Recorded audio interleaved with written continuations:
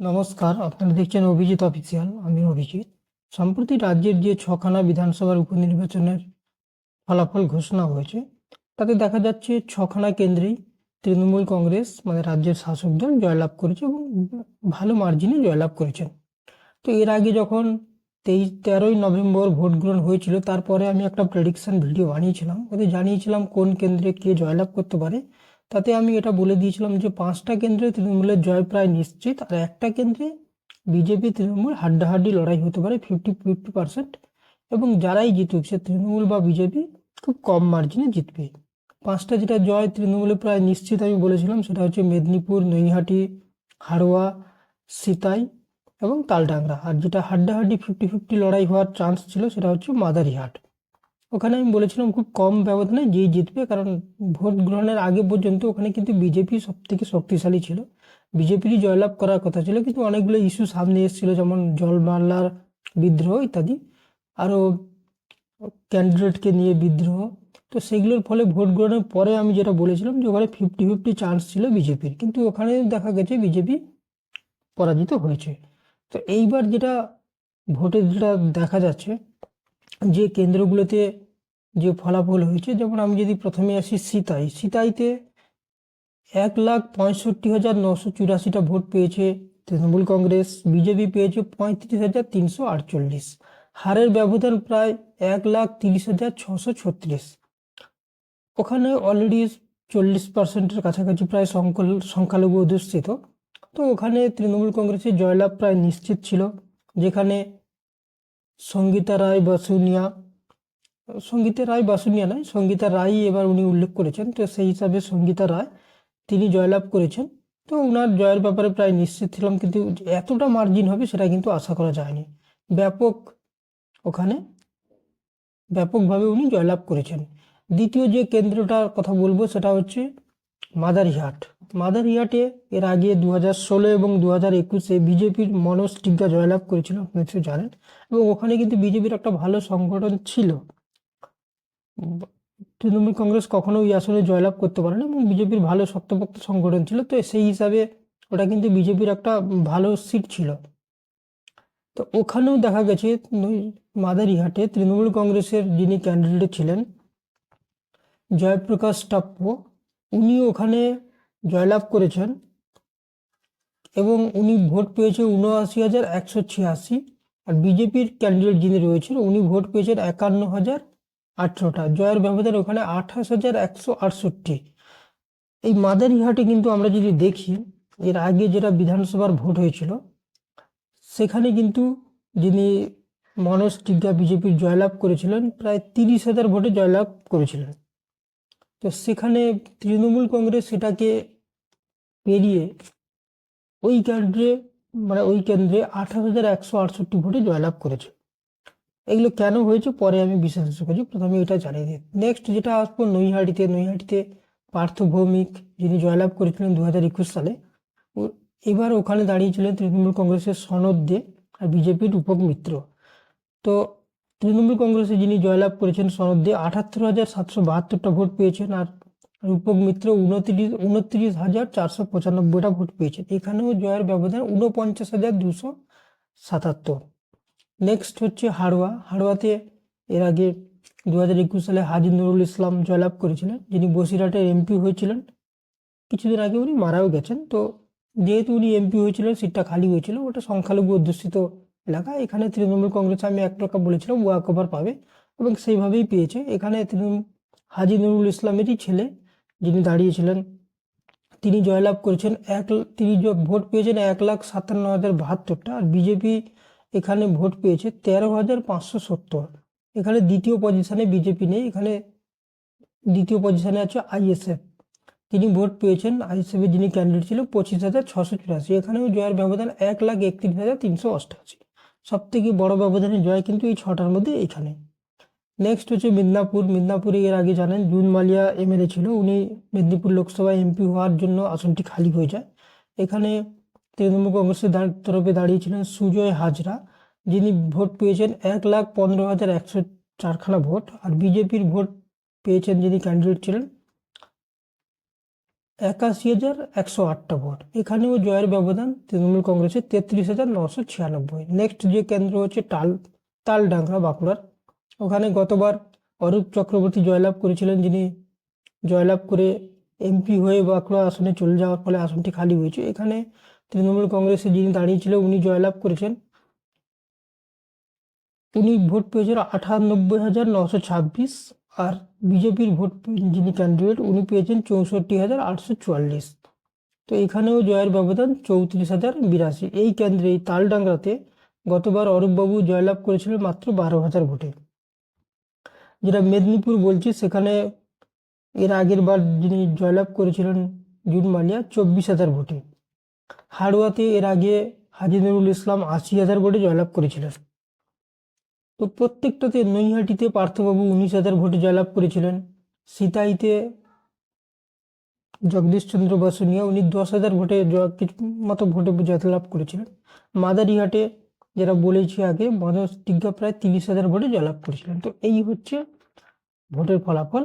তো সেই হিসাবে যদি আমরা দেখি, তো প্রত্যেকটা আসনে তৃণমূল কংগ্রেস কিন্তু তাদের জয়ের মার্জিন অনেকটা বাড়িয়ে নিয়েছে, শুধু জয়লাভ করেনি, অনেকটা বাড়িয়ে নিয়েছে। তো এর অনেক কারণ আছে। অনেকে বলছে যে রিগিং করে নিয়েছে, কেউ বলছে ছাপ্পা করে ভোটে জিতেছে, কেউ বলছে ইভিএম এ স্টিকার লাগিয়ে দেওয়া হয়েছিল, ইত্যাদি ইত্যাদি নানা রকম। সেগুলো হয়তো কয়েকটা বুথে হতেও পারে, বিভিন্ন মিডিয়াতেও কিছু কিছু দেখাচ্ছিল, সব জায়গায় না। এবং এই জন্য এই উপনির্বাচনে কিন্তু বিরোধীরা, বিশেষ করে প্রধান বিরোধী দল যে বিজেপি, তারা কিন্তু ব্যাপক কোনো অভিযোগে আঙুল তোলেনি। মেদিনীপুরে তো এক প্রকার একদম ফেয়ার ইলেকশনই হয়েছে, কোথাও কিন্তু সেইভাবে কিন্তু ব্যাপক মারাত্মক রিগিং বা ছাপ্পার অভিযোগ কিন্তু এই ছখানা উপনির্বাচনে কেউ করেনি। সেটা বিজেপিও করেনি, কংগ্রেসও করেনি, সিপিএম বা লেফট ফ্রন্ট যারা রয়েছে ওরাও কেউ করেনি। তো এখন এগুলো বললে এবং ভোটের সময়, ভোটের পরের দিনই বা ভোটের দিনও বিজেপির নেতারা, বিশেষ করে শুভেন্দু অধিকারী তো এটাও বলেছিল যে তৃণমূল কংগ্রেস অনেক জায়গায় চেষ্টা করেছিল কিন্তু পারেনি, ভোট ঠিকঠাকই হয়েছে, মোটামুটি ওনারা স্যাটিসফাইড ছিলেন। তো সেই হিসাবে এই রিগিং ছাপ্পার অভিযোগ যদি করতে হয় তাহলে কিন্তু এটা খুব একটা ধোপে টিকবে না, এটা ফালতু কথাই লোকে ধরে নেবে। তো মেনলি হচ্ছে কয়েকটা কারণ যেটা আমরা অ্যানালাইসিস করে বুঝতে পারছি যে কেন এরই মধ্যে এত বড় ব্যবধান হয়ে যাচ্ছে। তার প্রধান কারণ হচ্ছে যে প্রধান যে বিরোধী দল, ওরা মাঠে ময়দানে কোথাও ছিল না। ওদের না বুথে কোনো লোক ছিল, না কোনো প্রচারে ছিল, না কিছু ছিল, শুধু হাওয়ায় কয়েকটা বড় বড় সভা করে ভাষণ দিয়ে দায় সেরে নিয়েছে যে এইভাবে এইভাবে হবে, কিন্তু কোনো মাঠে ময়দানে কিন্তু সেইভাবে যে সংগঠন বা কর্মী সেইভাবে কিন্তু কোথাও চোখে পড়েনি। ফলে যারা, যাদের সংগঠন ছিল, যারা কর্মী ছিল, তারা একতরফা ভোট করিয়ে নিয়েছে। ভোট করিয়ে নেওয়া মানে আমি বলছি না যে রিগিং ছাপ্পা হয়েছে, তারা ভোটারকে নিয়ে করিয়ে নিয়েছে, ভোটাররাও গেছে। তো যাদের প্রধান বিরোধী দলের যারা ভোটার ছিল তারাও আদৌ ভোট দিয়েছে কিনা সন্দেহ আছে, কিন্তু তাদেরকেও তো ভোট বুথ পর্যন্ত নিয়ে যেতে হবে, সেই কাজটা কিন্তু ওদের মধ্যে খুব একটা দেখা যায়নি, ওটা গা ছাড়া ভাব দেখা গেছিল। দ্বিতীয় যেটা আর একটা মনে হচ্ছে, সেটা হচ্ছে যে বিজেপির যে কোর ভোটার ছিল এইসব কেন্দ্রে, তারাও একটা বড় সংখ্যক হয় তৃণমূলকে ভোট দিয়েছে এবং কিছু সংখ্যক ভোট দিতে যায়নি, মানে ভোটই দেয়নি। এই কারণে বলছি, কারণ প্রত্যেকটাতে কিন্তু বিজেপির ভোট পার্সেন্টেজ অনেকটা কমে গেছে এই ছখানা বিধানসভা উপনির্বাচনে ফলাফল যদি বিশ্লেষণ করা যায়। তো সেই হিসাবে আমি বলতে পারি যে ওখানে দেখা যাবে। এবং সেই ভোট দিতে যদি আমি ধরে নিই যে বিজেপির, এবং আবার বলছি বিজেপির একটা সংখ্যক ভোটার তারা কিন্তু তৃণমূলকে ভোট দিয়েছে, কিছু সংখ্যক ভোটার বিজেপিকে তৃণমূলকে ভোট দিয়েছে, কিছু সংখ্যক ভোটার ভোটই দেয়নি, যারা বিজেপিকে গিয়ে হয়তো ভোট দিত, ভোট দিতে যায়নি, বসে গেছে। এর কয়েকটা কারণ রয়েছে। প্রথম কারণ হচ্ছে বিজেপি যারা কর্মী মাঠে ময়দানে যারা লড়াই করার মতো, তারা কিন্তু সেইভাবে কোথাও অ্যাক্টিভ ছিল না, তাদেরকে নিয়ে গিয়ে ভোটে মানে বুথ পর্যন্ত পৌঁছে দেওয়ার জন্য সেইভাবে ছিল না। প্লাস দ্বিতীয় আরেকটা কারণ ধরা যেতে পারে যে এর আগে যে কটা ভোট হয়েছে তাতে বিজেপি কর্মীদের উপর নানাভাবে টর্চার বা বিভিন্ন সরকারি প্রকল্প বন্ধ ইত্যাদি ইত্যাদি ঘটনা ঘটেছে, এবং সেই সময় কিন্তু বিজেপির যারা নেতারা ছিল তারা খুব একটা ওদের পাশে দাঁড়ায়নি, এটা একদম ফ্যাক্ট। সেটা 2021 বিধানসভায়ও দেখা গেছে, লোকসভাতেও দেখা গেছে। অনেক অনেক ক্যান্ডিডেট আছে, তাদের এরিয়ায় কর্মীরা মার খেয়েছে, কিন্তু নেতারা পালিয়ে গেছে দিল্লি বা অন্য রাজ্যে গিয়ে আরামসে বসে রয়েছে। এই কারণে বিজেপি যারা নিচু তোলা তারা ধরে নিচে 2021-এ এত হাওয়া উঠে গেল, তারা অনেকে মার খেলেন, অনেকের বাড়িঘর পোড়া হলো, অনেকে কাজ হারালেন, অনেকে বিভিন্ন সরকারি প্রকল্প থেকে বঞ্চিত হলেন বিজেপি করার জন্য, কিন্তু তাদের নেতারা তাদের পাশে কেউ থাকেনি। তো 2024-এ অনেক আশা জাগিয়েছিলেন, তাতেও দেখা গেল যে বিজেপি ফেল করলো। 2021-এও ফেল, 2024-এও। ফলে ওইসব কর্মীরা মনে করছেন যে এবার বেকার এই উপনির্বাচনে নেমে লাভ কি হবে, এবারও যদি নামি হয়তো আমাদের আবার মারধর হবে, বাড়িঘর ভাঙচুর হয়ে যেতে পারে, সরকারি প্রকল্প থেকে বঞ্চিত হতে পারি, ইত্যাদি ইত্যাদি, কাজ হারাতে পারি। তো কে এত পেটের দায় তো সবারই থাকে, কেন লোক এত বিপদে পড়বে এদের জন্য? এবং সেই নেতারা তো বিজেপি নেতা তাদের পাশে ঠিকমতো দাঁড়ায় না সারা বছর। তো সেই জন্য তারা এক প্রকার বিমুখ হয়ে গেছে। তৃতীয় আর একটা যেটা মনে হচ্ছে যে এইসব জায়গায় যারা বিজেপির জনপ্রতিনিধি মানে এমপি বা এমএলএ ছিলেন, তাদের খুব একটা পারফরমেন্সও কিন্তু চোখে পড়ার মতো নয়। তো কেউ বলতে পারবে না যে বিশাল কিছু কাজ করে নিয়েছে। এই মাদারিহাটের কথা যদি বলি, ওখানে কিন্তু একটা ব্যাপক ক্ষোভ আছে যে মানুষ কিন্তু সেইভাবে এমএলএ ভালো কাজ করেছে এইভাবে কেউ বলতে পারবে না, যে খুব কর্মী মানুষ মনস্টিকা, সেটা কেউ বলছে না যে বিশাল কাজ করেছেন। আর একটা হচ্ছে কেন্দ্র স্তরে মানুষ মনে করছে যে কেন্দ্রে বিজেপিতে 10 বছর সরকারে রয়েছে, কিন্তু বাংলার মানুষের জন্য কি করছে? কিছুই না, শুধু বলছে। বা মমতা বন্দ্যোপাধ্যায় থেকে ভালো কিছু যে দেবে সেই অ্যাসুরেন্স কিন্তু কেন্দ্র থেকেও খুব একটা পাওয়া যায়নি। 2019-এ এতজন এমপি থাকার পরেও একজন পূর্ণমন্ত্রী হয়নি, এবারও 12 জন এমপি থাকার পরেও একজন পূর্ণমন্ত্রী হয়নি, সবাই প্রতিমন্ত্রী। প্রতিমন্ত্রীতে সবাই জানে, আমাদের রাজ্যেরও প্রতিমন্ত্রী যারা আছে ওরা নামে মন্ত্রী, কাজের কিছু নেই, ওদের কাজ করার কোনো ক্ষমতাও নেই, কাজ করেও না, ক্ষমতা নেই তো করবে কোত্থেকে? কেন্দ্রেরও সেই একই হাল। তো সেই ক্ষেত্রে ওরা ভাবছে যে কমসে কম এখান থেকে তো কিছু পাচ্ছি। বিজেপি তো কেন্দ্র রাজ্যকে খুব একটা সেভাবে কিছু, যে বিশাল কিছু ঘোষণা বা বড় কিছু ঘোষণা, যেমন মমতা বন্দ্যোপাধ্যায় যখন রেলমন্ত্রী ছিল, করুক না করুক কিন্তু গাদা গাদা রেলের প্রজেক্ট বাংলার জন্য ঘোষণা করে দিয়েছিল। তো মানুষের মধ্যে একটা আশা হয়েছিল যে এই যদি মুখ্যমন্ত্রী হয় তাহলে বাংলায় একটা বিশাল কিছু করে ফেলবেন।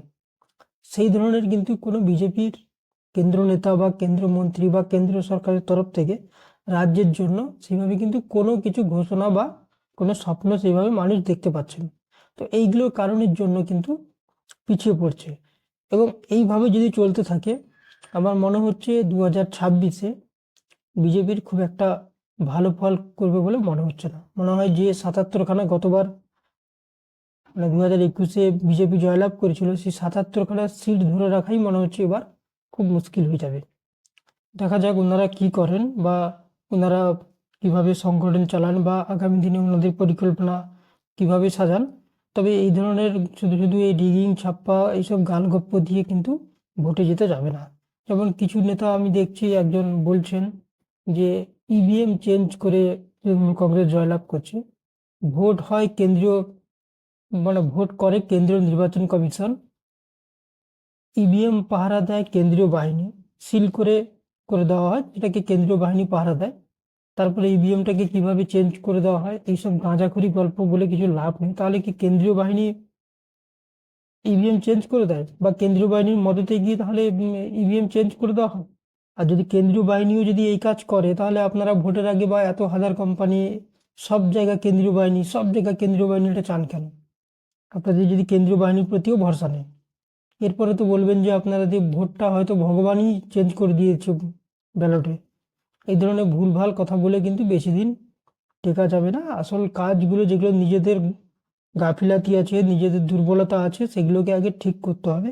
সেগুলো যতদিন না ঠিক করে, কোনো জন আন্দোলন না করে, শুধু শুধু হাওয়ায় হাওয়ায় বড় বড় কথা বলে কিন্তু বেশি দিন এইভাবে পশ্চিমবঙ্গেতে যেতে যাবে না। সেটা অন্যান্য রাজ্যে এইভাবে হিন্দুত্ববাদ বা অন্যান্য ইস্যু তুলে যেভাবে যেতে যায়, বাংলায় কিন্তু এইভাবে যেতেটা খুব মুশকিল, যেটা আমার পক্ষে মনে হয় যে এক প্রকার অসম্ভব। ওইভাবে শুধু হিন্দু হিন্দু সনাতন সনাতন করে বাংলায় কিন্তু জয়লাভ হবে না, কিন্তু বাংলার মানুষ কিন্তু ওই ধরনের নয়। যেই ট্যাকটিসটা আপনি বিহারে বা উত্তরপ্রদেশ বা রাজস্থানে অ্যাপ্লাই করতে পারবেন, সেই একই ট্যাকটিসে বাংলায় কোনোদিন জয়লাভ করতে পারবেন না।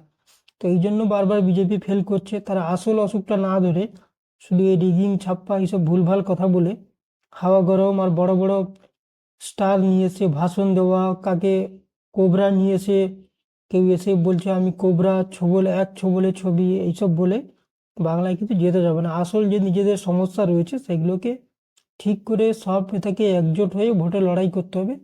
তবে গিয়ে তৃণমূলের মতো একজন শক্ত যাদের সংগঠন রয়েছে তাদের সঙ্গে লড়াই করা যাবে। আপনাদের তিন নেতা তিন দিকে, তারপরে এসে কেউ কারোর সঙ্গে কোনো কানেকশন নেই, শুধু দিল্লি থেকে মোদিজি ও অমিত শাহকে নিয়ে এসে বড় বড় ভাষণ আর বড় বড় মিটিং করলেই ভোটে জিতে যাবে, আমার মনে হচ্ছে হবে না। দেখা যাক আগামী দিনে ওনাদের কি পরিকল্পনা থাকে, কিভাবে থাকে, সেটা নিশ্চয়ই আমরা লক্ষ্য করব। আপনারাও লক্ষ্য রাখুন, সেই বিষয়ে নিশ্চয়ই আপডেট আপনাদের জানান। আজকে এই পর্যন্ত, আপনারা ভালো থাকবেন, ধন্যবাদ।